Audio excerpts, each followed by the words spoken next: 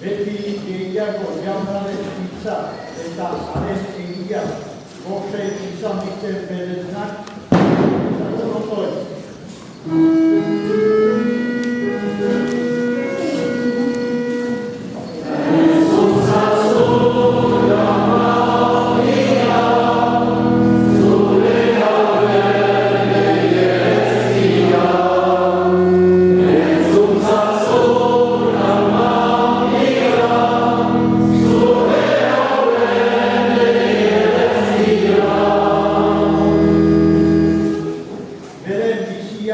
Evangelioaren gatik emaiten dutenentzat, jaunaren amodioaren lehiko uharrago izan duten, egin dezagun botoi.